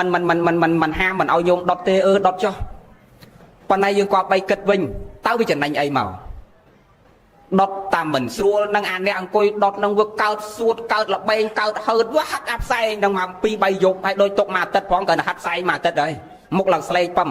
អាកូនតូចក្នុងផ្ទះនឹងកើតសួតកើតហឺតអស់ហ្នឹងវាផ្សែងពេញផ្ទះទី1ទី2យើងខាតពេលវេលាមកអង្គុយដុតបើកូនមានតែ2នាក់ទទួលភ្ញៀវរត់ចែកជើងគ្នាអាមួយមកដុតអាមួយទទួលភ្ញៀវអាមួយទទួលភ្ញៀវអាមួយមកដុតផ្លាស់ជើងគ្នាមកដុតអីចុះអាមិនក៏ចាំបាច់នាំគ្នាមកអង្គុយដុតអាខ្លះដុតអត់ឲ្យអាលុតទៀតហើយសួរមិនបានដុតមិនឲ្យអាលុតនឹងកុំឲ្យអាលុតថាដូចថ្មនិយាយមិនចឹងភ្លើងនឹងភ្លើងនាំផ្លូវគាត់ទៅឋានសួគ៌ឲ្យគាត់មើលផ្លូវទៅឋានសួគ៌ឃើញរឿងឋានសួគ៌ឋាននរកមិនមែនដោយសារភ្លើងនាំផ្លូវទេគឺដោយសារចរណៈដំណើរនៃការប្រព្រឹត្តរបស់យើងនៅរស់យ៉ាងណាគឺយើងមើលឃើញភ្នែកខ្លួនយើងហើយគ្មានអ្នកណានាំយើងទៅគឺយើងខ្លួនយើងដឹងខ្លួនយើងថាអញទៅណាហើយមុនដាច់ចោលអញដឹងច្បាស់ណាស់ថាអញទៅណាសេចក្តីល្អនិងសេចក្តីអាក្រក់អាចលាក់កុហកអ្នកដទៃបានប៉ុនកុហកអ្នកណាអត់បានញោមកុហកអ្នកណាអត់បានកុហកខ្លួនយើងអត់បានទេធ្លាប់ផិតក្បត់ប្រពន្ធតែមានដែរណោះប្រពន្ធអត់ដឹងមែនប៉ាណាដឹងលួចមន់គេអាម្ចាស់មន់អត់ដឹងប៉ាណាដឹងចឹងទៅនរកទៅសួរគ្មានអ្នកណានាំយើងច្បាស់ជាងខ្លួនយើងទេមុនដាច់ខ្យល់យើងដឹងច្បាស់ណាស់ថាអញទៅណាអញធ្វើអីខ្លះការនៅរស់ចឹងមិនមែនសំខាន់ភ្លើងយើងដុតអត់ឲ្យលុតបានម៉ែយើងឡើងឋានសួគ៌ឲ្យលឿងឡើងឋានសួគ៌មិនមែនចឹងទេ ខាតពេលវេលាខាតសុខភាពខាតលុយយកទៅទិញរបស់នឹងមកទៀតចឹងយើងគាត់បីពិចារណាលុយឡានដុល្លារផ្ទះអីបើដាក់ផ្ទះប្រើកើតមែនទេដុល្លារប្រើកើតមែនទេឡានប្រើកើតមែនទេបើកុហកម៉ែកុហកឪតាំងនៅរស់ដែរតាំងនៅរស់កុហកដល់ដៃខ្យល់ហើយនៅកុហកគាត់ទៀតហើយចាដាក់ដុល្លារខ្មោចមិនកុហកដាក់ដុល្លារចាយមិនកើតដាក់ឡានជិះមិនកើតមិនកុហកដាក់ផ្ទះនៅមិនកើតមិនកុហកតាំងម៉ែតាំងឪតាំងនៅរស់រហូតកុហកដល់ដៃខ្យល់ហើយនេះមួយទៀតមកគាត់បីដាស់តឿនញាតិញោមដែរមួយម៉ាត់ទៀតចុះទម្លាប់មិនល្អមួយទៀតគឺឲ្យតែមានអ្នកស្លាប់គូសញ្ញាខ្វែងគ្រប់កញ្ចក់ទាំងអស់កញ្ចក់ទូកញ្ចក់ផ្ទះកញ្ចក់ទ្វារហើយផ្ទះថ្ងៃហ្នឹងគូដែរកុំខឹងលោកឯងខ្ញុំលោកថាម៉ាត់ថាទាំងអស់គ្នាទេថាទូទៅមិនមែនថាសម្រាប់យើងថ្ងៃហ្នឹងទេសំណួរទៅសួរគាត់ថាគូដើម្បីអីគាត់ថាគូកុំឲ្យខ្មោចវាមកប្រឡងមកបន្លាចមករកកូនមករកចៅខ្លាចកុំឲ្យខ្មោចវាមកអាត្មាគ្រាន់តែលើពាក្យហ្នឹងតក់ស្ងួតពិចារណាថាអូនម៉ែបកើតឯងហូរឈាមទាំងធ្លុកចិញ្ចឹមយើង70 60ឆ្នាំផ្ទះម៉ែហើយឲ្យកាន់ដៃគ្នាបែកញើសហូរញើសធ្វើតាមអកទាសកគេចិញ្ចឹមជីវិតរស់ស៊ីសង់ផ្ទះហ្នឹងមកចិញ្ចឹមយើងមកថែរក្សាយើងបកើតយើងតាំងពីក្មេងដល់ចំណាស់នេះស្រឡាញ់ម៉ែណាស់ស្រឡាញ់ឪណាស់គ្រាន់តែឲ្យដៃខ្យល់1ម៉ោងអត់ទាន់គូសញ្ញាខ្វែងជើងក្អែកកុំឲ្យចូលផ្ទះកុំឲ្យម៉ែចូលផ្ទះហើយយើងយកមកគិតខ្លួនយើងវិញថាចុះគាត់អាក្រក់អីអាក្រក់ម្លេះខែយើងថាស្រឡាញ់ម៉ែអីស្រឡាញ់ឪអីស្រឡាញ់ប្តីអីហើយម៉ែហើយឪហើយប្តីស្លាប់មិនទាន់បាន1ម៉ោងឯងគូសញ្ញាជើងក្អែកកុំឲ្យឪឲ្យម៉ែចូលផ្ទះហើយយើងគូនោះគូមានន័យចឹងសួរទៅទាំងអស់គ្នាគឺចឹងកុំឲ្យខ្មោចមករកកូនរកចៅមកលងបលាចនិងកូនចៅនឹងចេះមួយចុះពីរជំនឿនឹងចឹងយើងទាំងអស់គ្នាក៏បីដល់ទៅនៅការពិចារណាទាំងអស់គ្នាយើងធ្វើកម្មវិធីអីមួយឲ្យមានហេតុមានផលអ្នកដែលស្លាប់ទៅហើយអត់មាន100យើងទៀតទេញោមតែចត់តិបដិសន្ធិអត់មាននៅជាបលឹងទៀតទេកន្លែងហ្នឹងកុំឲ្យយល់ខុសព្រះលោកសំដែងតែចត់តិបដិសន្ធិចត់តិមានន័យតែស្លាប់បដិសន្ធិកើតមកវិញគ្រាន់ថាកើតមកវាអត់ដឹងថាកើតជាកំណើតអីជាបេតវិស័យក៏មិនដឹងជាមនុស្សស័កសម្បត្តិតੰចៈក៏មិនដឹងជាទេវស័កសម្បត្តិតੰចៈក៏មិនដឹងប៉ុន្តែស្លាប់គឺកើតដែរអត់មាននៅបលឹងអីមករយើងអីទៀតទេអត់ទេបងហ្នឹងហើយយើងវាសពតែឃើញឪមកហើយណាអារម្មណ៍យើងអារម្មណ៍កតិនិមិត្តតារោអារម្មណ៍វានិមិត្តដោយសារចិត្តហ្នឹងវាចងជាប់ជាមួយអ្នកស្លាប់នឹងច្រើនទៅអារម្មណ៍ហ្នឹងក៏និមិត្តហើយជួនកាលមិនមែនអារម្មណ៍យើងទៅទេអ្នកហ្នឹងអាចនិមិត្តឲ្យឃើញមែនដោយសារគាត់មានអានុភាពដូចថាគាត់កើតជាបេតវិស័យអីគាត់មានរិទ្ធខ្លះដែលអាចប្រើរិទ្ធហ្នឹងមកឲ្យកូនឃើញឲ្យចៅឃើញថាគាត់កំពុងតែទទួលរងទុក្ខអាហ្នឹងមានប៉ុន្តែមិនមែនជាខ្មោចទេគាត់កើតទេប៉ុន្តែកើតជាកំណើតបេតវិស័យអញ្ចឹងចុះដូចញាតិប្របាទពំពិសាអញ្ចឹងណាញោមអ្នកទាំងអស់ហ្នឹងមកយំប៉ុន្តែមិនមែនខ្មោចណាកើតជាបេតវិស័យនឹងរាប់ម៉ឺនអសង្ខ័យកម្រៃរាប់សែនជាតិទេប្រពុតឡើង4 5អង្គហើយរហូតដល់សមណគោដមដែលយើងបានទទួលបានអាហារហ្នឹងមិនមែនជាខ្មោចទេជាកំណើតផ្សេងហើយកើតហើយជាបេតវិស័យអញ្ចឹងមានរិទ្ធមានអំណាចខ្លះអាចមកយំមកស្រែកឲ្យដំណឹងដល់ប្របាទពំពិសាឲ្យប្របាទពំពិសាចម្រើនបុណ្យកុសលឲ្យទៅហ្នឹងវាមានអញ្ចឹងប៉ុន្តែមិនមែននៅជាខ្មោចជាបលឹងអីទៀតទេកុំឲ្យយើងយល់ខុសហ្នឹងហើយអញ្ចឹងកន្លែងហ្នឹងមួយយើងគូក៏បីលះកាត់ដែរម៉ែស្លាប់ទៅឲ្យស្លាប់ទៅញាតជាទីស្រឡាញ់ស្លាប់ទៅមិនទាន់បាន1ម៉ោង2ម៉ោងនាំគ្នាគូសញ្ញាជើងក្អែកហ្នឹងនាំគ្នាលះបង់កន្លែងហ្នឹងទៀតទៅចប់មែនទេណាលេងទៅមុខទៀតហ្នឹងបាទអ្នកណាទៅវត្តទេមកជឿថាអញ្ចឹងភ័យនឹងអីខ្លះញាតិញោមដឹងខ្លួនយើងភ័យនឹងអីខ្លះបានរត់ទៅបន់រាល់ថ្ងៃដឹងភ័យនឹងអីខ្លះហ៎ភ័យនឹងស្លាប់ហ្នឹងហើយលោកអ្នកប្រាជ្ញថាហេតុនាំឲ្យសត្វលោកចេះធ្វើបន់ទី1សង្វេគោគឺសង្វេកតក់ស្លុតទៅនៅក្នុងសង្ខាររបស់យើងមានជាតិជារៀបជាធិមរណៈហ្នឹងដូចថ្មនិយាយខាងដើមមិញទី2ភាសាតោបើគ្រាន់តែសង្វេកប៉ុន្តែបើអត់ជ្រះថ្លាក៏ធ្វើបន់អត់កើតដែរបើតើជ្រះថ្លាភាសាតោទេសុចរិតតាមានចិត្តល្អបរិសុទ្ធរីករាយត្រេកអរបៃតេសមណោះសច្ឆែតទៅនៅក្នុងសេចក្តីល្អមានបញ្ញាសមាធិធិយល់ឃើញត្រូវផងបានចម្រើនសេចក្តីល្អនឹងកើតដូចអាត្មាធ្លាប់និយាយអញ្ចឹងយើងធ្វើបន់រាល់ថ្ងៃដោយសារហេតុអីខ្លះគុណឧបការៈសារណៈហេតុព្រោះការនឹកឃើញគុណម៉ែឪផងសទ្ធាសារណៈហេតុព្រោះមានសទ្ធាផងសង្ខារសារណៈហេតុព្រោះនឹកដល់សង្ខាររបស់ខ្លួនតើអត់ទៀងផងបាទខំប្រឹងធ្វើបន់ទុកនឹងព្រោះជីវិតវាអត់ទៀងអញ្ចឹងម្នាក់ភ័យនឹងសេចក្តីស្លាប់បានរត់ទៅទីពឹងហ្នឹងហើយបើអត់មានសេចក្តីស្លាប់មនុស្សយើងរស់រហូតយាយសម័យទីបើមនុស្សយើងអត់ចេះស្លាប់មនុស្សយើងរស់រហូតដោយមិនមានសេចក្តីស្លាប់តើមានអ្នកចូលវត្តទេញោមសម័យទីមើលបើរស់រហូតអត់ងាប់ហ្នឹងហើយបាទអាត្មាថាបែបមានណាមួយកាន់ស្រាក់ចូលវត្តទេបើរស់រហូត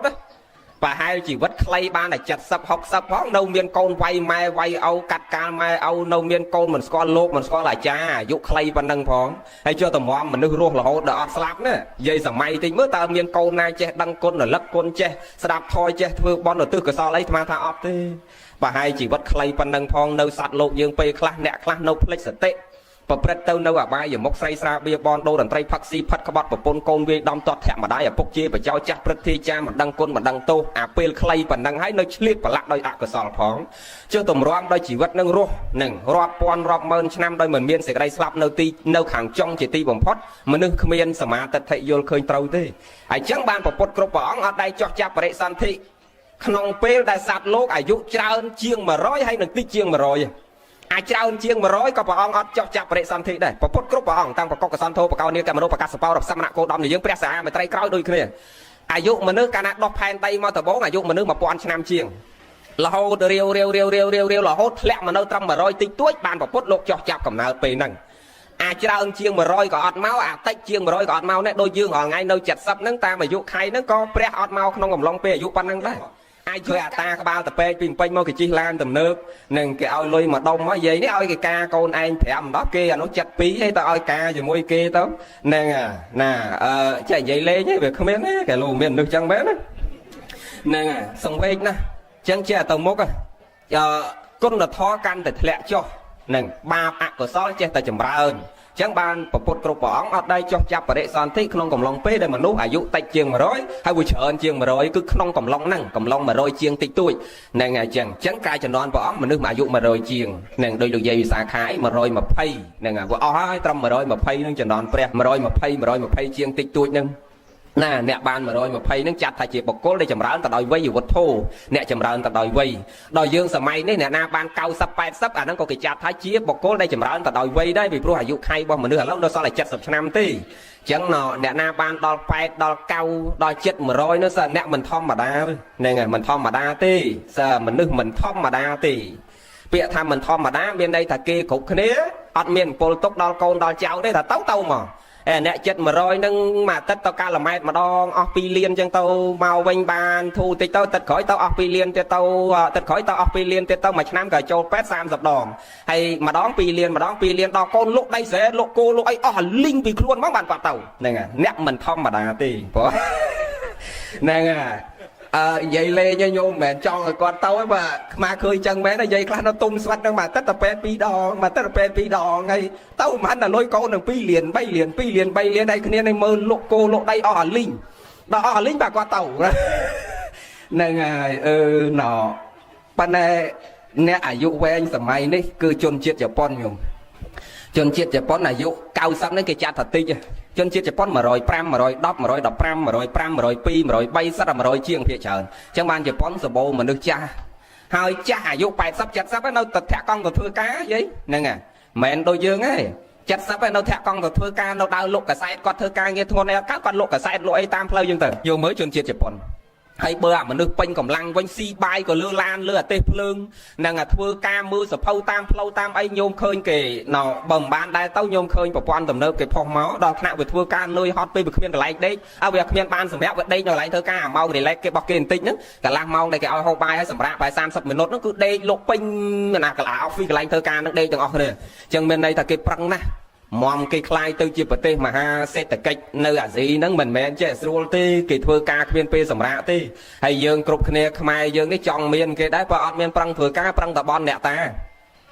បនអូយបនយាយនោះបន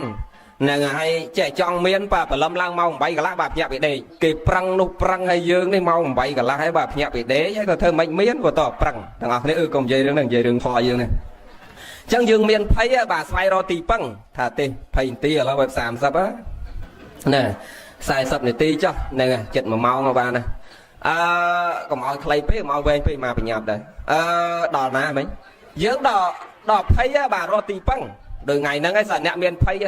យនឹងជាតិភ័យនឹងជារាភ័យនឹងជាធិភ័យនឹងមរណៈភ័យធំជាងគេគឺអមរណៈហ្នឹងមកឧទាហរណ៍តែយាយណាមួយគ្រូគេទាយថាយាយឯងនៅតែមួយអាទិត្យទៀតស្លាប់ហើយតើយាយឯងទៅស្រោចទឹករំដោះគ្រោះ7វត្តធ្លាប់លឺអាហ្នឹងឯងខ្ញុំធ្លាប់លឺហ៎យាយឯងមានគ្រោះហើយតើស្រោចទឹក7វត្តយាយនេះមិនមែនស្រោច7វត្តទេឲ្យកូនគេដប់ឡានស្រោចឲ្យចង់50វត្តដើរតែស្រោចទឹកមកលឺសូតែមានគ្រោះនៅតែមួយអាទិត្យទៀតតែអត់កាត់គ្រោះនឹងចេញងាប់ដល់អញ្ចឹងភ័យហ្នឹងដើរស្រោចទឹកដើររកគ្រូអ្នកសចាំងបងបាត់ឲ្យពោឲ្យជ័យគ្រប់តែកន្លែងទាំងអស់ដោយសារអីបាទស្វែងរកទីពឹងថាមកពីមានភ័យដូចជាបុគ្គលអ្នកមានសមាទិដ្ឋិគេភ័យនឹងជាតិភ័យនឹងជារាភ័យនឹងជាធិភ័យនឹងមរណៈភ ភ័យនឹងបាបភ័យនឹងអកុសលគេមិនហ៊ានប្រឡាក់ដោយបាបដែលអកុសលយ៉ាងណាយើងគ្រប់គ្នាអ្នកសមាទិដ្ឋិដែលយល់ឃើញត្រូវថារូបរាងកាយរបស់យើងហាក់បីដូចជាតួរត់ឬតួផ្ទះដែលវាមានសភាពទ្រុឌទ្រោមហើយជាតិវាផ្ដល់ឲ្យហើយជារានឹងព្យាធិកំពុងតែប្រកាសហើយកំពុងតែស្ថិតទៅនៅក្នុងបច្ចុប្បន្នវ័យនិងជារាវ័យហើយហាក់បីដូចជាផ្ទះដែលយើងសង់បាន70 80ឆ្នាំហើយញោមផ្ទះដែលយើងសង់70 80ឆ្នាំហើយវាមានសភាពម៉េចញោមមានសភាពម៉េចវាទ្រុឌទ្រោមមិនចឹងអាតបូលហ្នឹងពេលភ្លៀងមកវាលិចលើលិចក្រោមហើយអានូតអានៀបហ្នឹងករាវាកាត់វាពុកវាផុយហើយបើតសវិញករាស៊ីចង់អស់មកចំហៀងអាតសកដាលហ្នឹងហើយពេលខ្យល់មកនិយាយពយល់ដូចតោងចឹងហ្នឹងហើយអញ្ចឹងមានន័យថាម៉េចមានន័យថាវាឲ្យសញ្ញាថាចិត្តដល់ពេលវេលាត្រូវរុះអានឹងចោលសង់អាថ្មីយ៉ាងណាព្រះលោកសំដែងតាអ្នកមានសមាទិដ្ឋិគេភ័យចឹងអូឯងហើយរឿងណែតួរូបយើងឥឡូវហ្នឹងដូចផ្ទះយើងសង់70 ឆ្នាំ 80 ឆ្នាំណាឯងឥឡូវហ្នឹងពងរេដោយអាផ្ទះដែលត្រូវខ្យល់មកអញ្ចឹងអង្គុយស្ដាប់ធម៌កន្លះម៉ោងអត់មានអាណាងើបចកេះមុនគូទេងើបគូតមុនចកេះទាំងអស់ចឹងឲ្យវាចកេះក៏ទៅហើយថ្មិញក៏ទៅហើយភ្នែកក៏ទៅហើយស្បែកក៏ទៅហើយសក់ក៏ទៅហើយប្រក់ប៉ាំងអាស័យអស់ហើយថ្មិញនេះ32ឥឡូវសើចស្ញែងសល់12ហ្នឹងហើយស្បែកពីមុនអាលោមព្រិលសម្ោចវាលើធ្លាក់ឥឡូវស្អីវាលើជាប់ទាំងអស់ហ្នឹងហើយចឹងទៅហើយឯងចកេះក៏ទៅស្បែកក៏ទៅភ្នែកក៏ទៅសក់ក៏ទៅថ្មិញក៏ទៅហ្នឹងអាពោះវៀនពីមុនមកល្អឥឡូវគេដាក់ពោះវៀនយួនពោះវៀនចិនឲ្យដាក់ស្អីក៏ហូរដាក់ស្អីក៏ហូរហ្នឹងហើយចឹងមានន័យថាដូចអាផ្ទះហ្នឹងវាអង្គើគ្រប់កន្លែងអស់ហើយចឹងឯងរូតរះអោហាបជាយាមជញ្ជូនចេញនៅអកុសលហើយជញ្ជូនចូលនៅកុសលមានការហាត់ពុតលុតដំអប់រំកាយវាចាចិត្តប្រព្រឹត្តទៅនៅក្នុងកុសលជំរះទៅនៅអកុសលកម្មបត្តិ10ទាំង10ហើយចម្រើនទៅនៅកុសលកម្មបត្តិទាំង10ហើយស្គាល់អកុសលកម្មបត្តិ10អីយេញោមអ្នកព្រៃវែង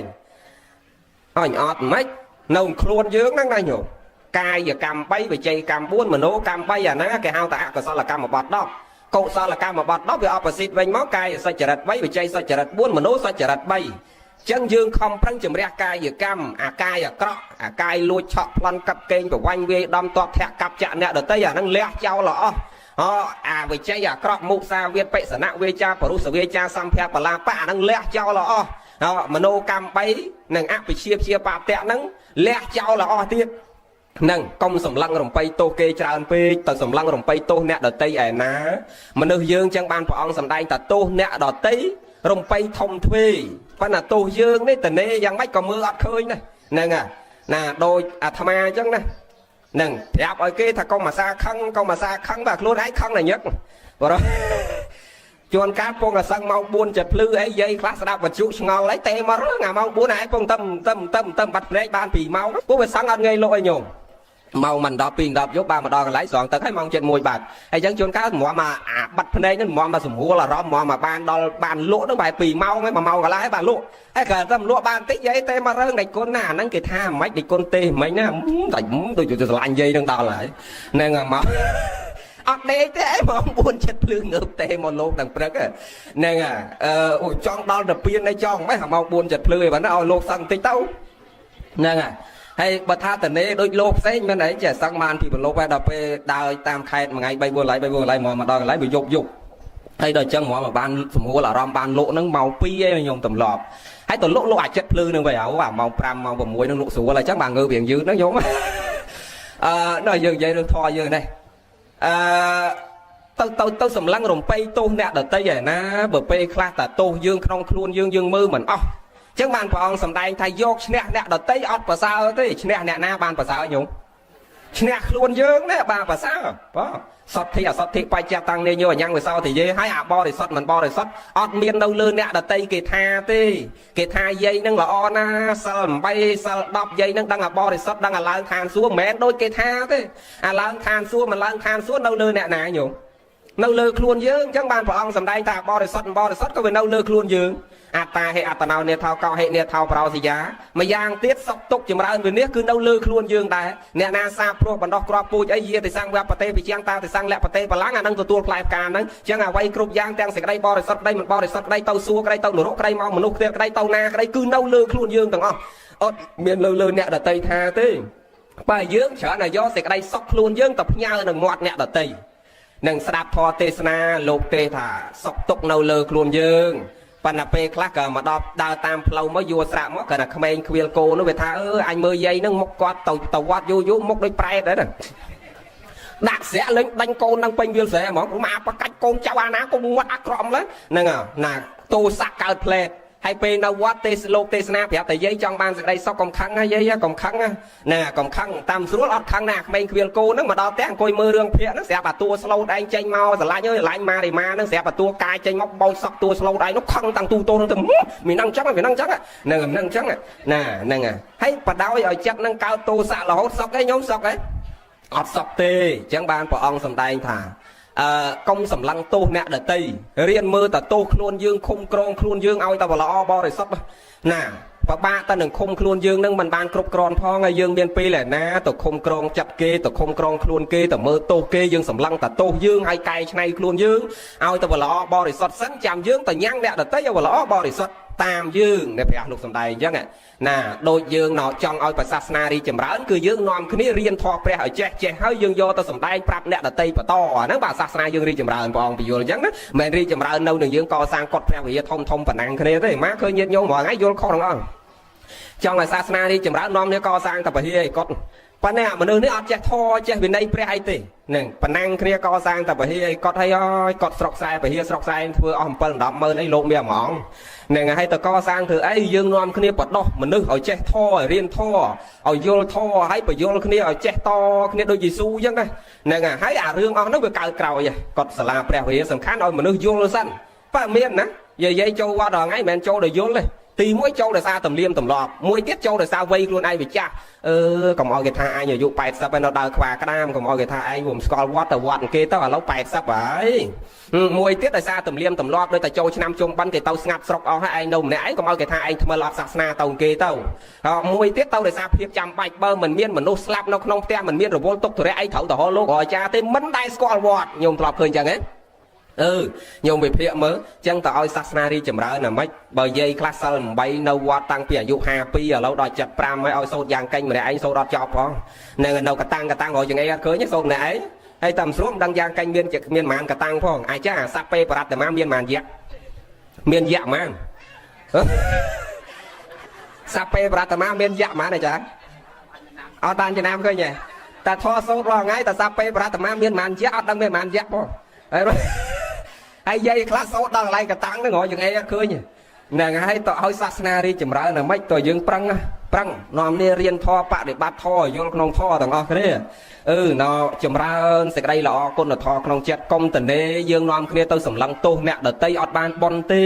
ព្រះលោកទៅសើពីបុគ្គលដែលញ៉ាំងខ្លួនឯងឲ្យបរិសុទ្ធជាខាងដើមណាព្រះអង្គទៅសើណាមិនមែនសរសើរឲ្យយើងទៅសម្លឹងទោសអ្នកដតីទេអញ្ចឹងយើងមើលតែទោសខ្លួនយើងឲ្យតែគ្រប់សម្លឹងទោសខ្លួនយើងឲ្យតែគ្រប់ហើយកែច្នៃខ្លួនយើងឲ្យទៅល្អបរិសុទ្ធហើយបនបាបហ្នឹងគឺអត់ចាំបាច់តឲ្យយើងទៅនៅវត្តនៅក្នុងលាងភ្នំក្រំថ្មសចាំងបងបត់ទេគ្រាន់តែយើងមើលទោសខ្លួនយើងហើយយើងកែខ្លួនយើងទាំងកាយទុច្ចរិតវិច័យទុច្ចរិតមโนទុច្ចរិតលះចោលអស់ហើយព្យាយាមចម្រើនមេត្តាចិត្តករុណាចិត្តសន្តោសៈនៅក្នុងសន្តានយើងគ្រប់ខណៈចិត្តអានឹងបនយកមិនអស់ញោមហ្នឹងរៀនផ្ដល់អភ័យឲ្យគ្នារៀនផ្ដល់មេត្តាចិត្តឲ្យគ្នាហ្នឹងជាពិសេសអភ័យទានដោយយើងធ្វើទានថ្ងៃហ្នឹងដើម្បីបានបនបានកុសលដល់ឪពុកម្ដាយផងដើម្បីដល់ខ្លួនយើងផងញោមមកឃើញញាតិញោមច្រើនដើររំលងអភ័យទានជួនកាលធ្វើបនតក្កណានុបទានឲ្យម៉ែអស់$10000ហើយដល់ពេលយាយខ្លះចូលកសាងពហិលោកអស់$5000អីនោះយាយខ្លះហ៊ានណា$5000 $3000យកទៅសយកព្រះធំមួយអង្គអី$5000ខំប្រឹងលក់ស្រែលក់គោលក់ជ្រូកចូលទៅសពហិលោកចូលព្រះធំលោកអស់$7000 $5000ធូរដល់ពេលហើយធ្វើទៀនលះកសាងពហិហើយស្រាប់មកខ្វាក្តាមអាហ្នឹងបុណ្យកុសលចាញ់យើងហាត់ពុតលុតដំកាយវាចាយើងឯនេះទេបងហ្នឹងហើយ